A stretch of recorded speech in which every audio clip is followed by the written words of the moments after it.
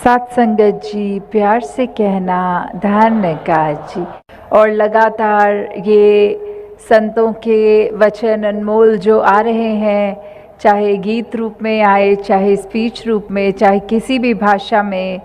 संदेश वही रहा है जो हमेशा से संतों का रहा है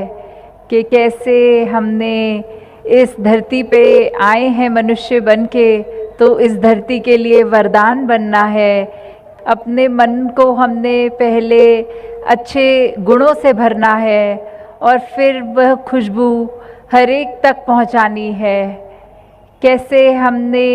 जब इस मनुष्य के तन में आए तो फिर वो भाव भी मनुष्य वाले ही होने चाहिए, नहीं तो फिर एक वही बात हो जाती है कि तन तो चाहे इस मानव का लेके आए हैं,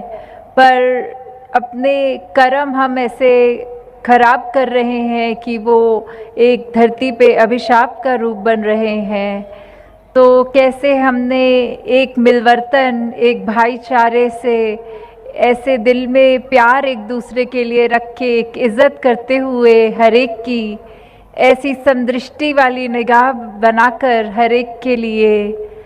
क्योंकि जैसे कहा गया है कि every soul is potentially divine, कि एक पोटेंशियल है हर एक के अंदर कि हम अपने असली रूप, हमारे स्रोत इस परमात्मा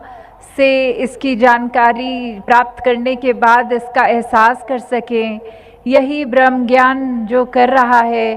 कि निरंकार का पहचान, इस प्रभु परमात्मा मालिक की पहचान करवा के फिर हमारा जीवन कैसे उसके एहसास में सेवा, सुमिरन, सत्संग द्वारा ये रहता है। और रहने के बाद फिर हर पल में जब वो सांस सांस में सिमरन वाली बात होती है, कैसे ये एहसास में फिर सारे कर्म होते हैं, चाहे हम कुछ भी कर रहे हों दिन भर, पर ये परमात्मा का एहसास रहता है। जैसे एक उदाहरण की, एक लकड़ी जो होती है उसमें एक आग का पोटेंशियल होता है कि अगर हम लकड़ी को, हर लकड़ी जितनी भी है वो जलने के लिए, वो उसके अंदर वो गुण हैं जलने के लिए, तो ऐसे ही हमारे हर एक के मन में इस प्रभु परमात्मा की जानकारी लेना बिल्कुल पोटेंशियली पॉसिबल है।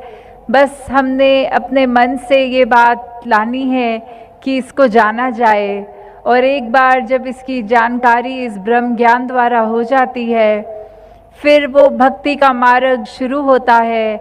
फिर किसी भी संत के वचन, कोई भी हम अपने रिलीजियस स्क्रिप्चर्स उठा के देख लें तो परमात्मा के जो गुणों का बयान है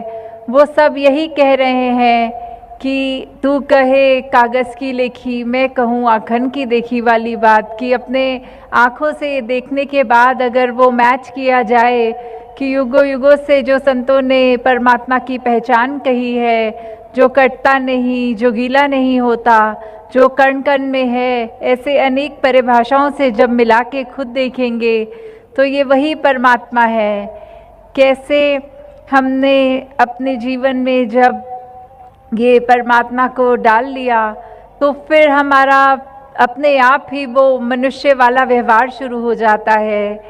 कैसे हम हर एक से फिर प्यार करना शुरू कर देते हैं। वो बात की है, अपने स्रोत्र का ही पता लग गया इस परमात्मा का, तो हर एक को उसी में देखना, हर एक से जब भी मिलना ऐसा एहसास आएगा कि मानो हम अपने आप से ही मिल रहे हैं।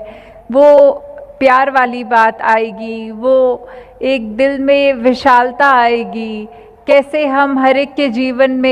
एक ज़ख्म पे मरहम लगाने का काम करेंगे, ना कि ज़ख्म पे नमक लगाने का। हर एक के दर्द को बांटकर उनके आंसू पोंछने का काम करेंगे।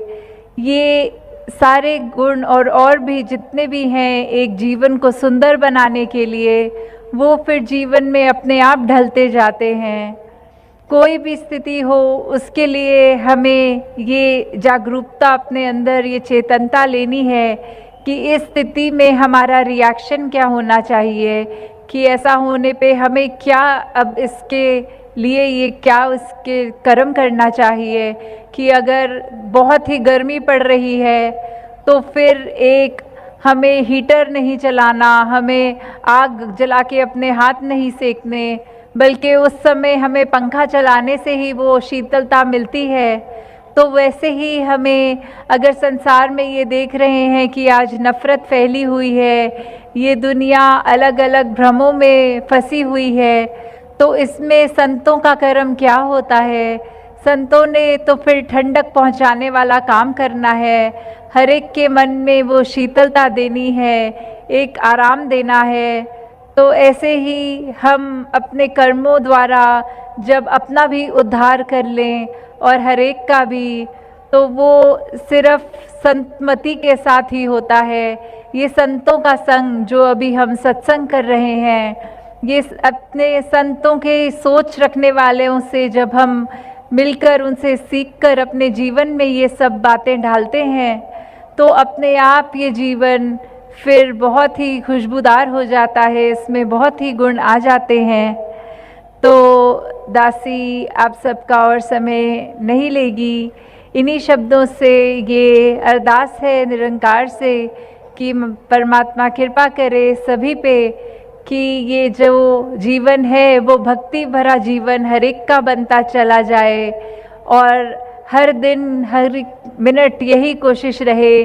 कि अपने जीवन को हम कैसे संवारें, अपने लिए और इस संसार के लिए कैसे वरदान बन सकें। सात संगत जी, धन निरंकार।